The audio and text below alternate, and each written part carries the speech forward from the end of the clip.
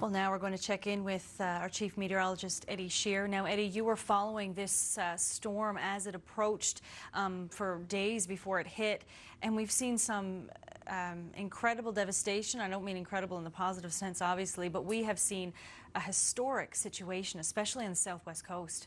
Yeah, so the storm that impacted the region, Amanda, was the strongest ever based on pressure to hit the country on record. So it was a very unique situation that unfolded, and in the days leading up to the storm, I was concerned about the wind, but I was also concerned about the potential for a significant storm surge. And what transpired was significantly worse than I even thought it would be. And the reason for that was the water levels were just so high from the storm. And so the Port of Basques tide gauge recorded a maximum water level of 2.75 meters early Saturday morning.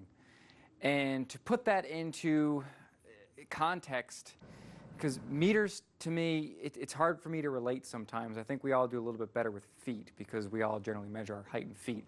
So that's essentially 9 feet of water.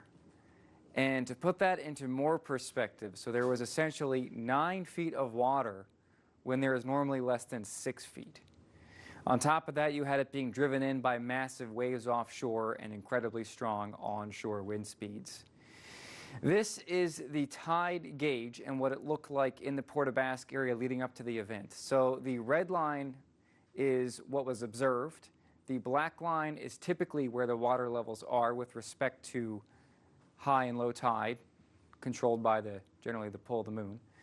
And the green line here is the storm surge. So as we can see, kind of leading up to this event, this was on the 22nd and the 23rd. This was the morning of the 23rd and the evening of the 23rd right here. We can see those water levels began to come up a little bit. So we started already seeing the effects from Fiona in what's called tidal run-up. So your low tides and high tides were each successively getting a little bit higher. And what stood out to me the most was the low tide Friday evening was equivalent to where the high tide normally is Friday morning. And you can see the storm surge line right there was already beginning to come in. And then Saturday morning, which was right in here, we had that peak surge, and we also had the peak high tide of just over 9 feet.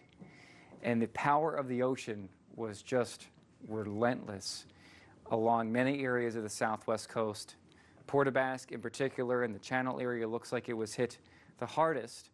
But just down the coast a bit, there was also some significant damage. Check out this photo in Fox Roost, Newfoundland and Labrador. That was taken before the storm surge from Fiona came in.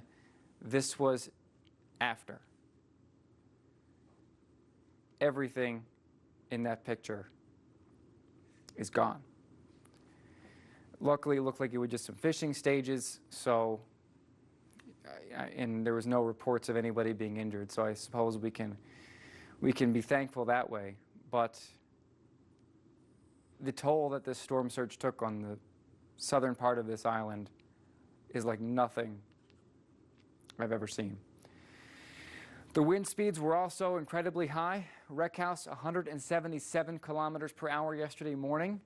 Green Island and Fortune Bay had a peak wind gust of 150, Port of Basques 134, and the hurricane force wind gusts, which are anything over 120, lasted for hours on that south and southwest coast yesterday.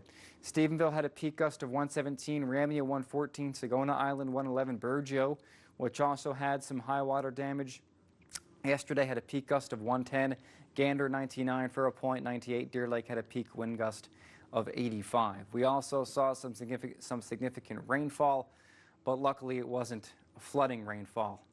77.2 mils was observed at Wreck House, Stephenville just under 52 millimeters, and Port of Basques picked up 51 millimeters of rain. The satellite imagery from Fiona going back 2 days ago shows a storm off the coast of North Carolina as a massively strong Category 4 hurricane. And you can see the track as it was going north and northeast right in over Nova Scotia, and then it slowed down into the Gulf of St. Lawrence placing Port aux Basques at ground zero for the storm surge and the hurricane force winds. And finally, the storm essentially didn't dissipate, but it weakened enough that it's no longer a huge threat to Newfoundland and Labrador weather. And as we can see, the weather in its wake is much nicer, although we are still seeing some areas of showers on the Great Northern Peninsula, and we're also seeing some rain and showers into portions of Labrador this evening.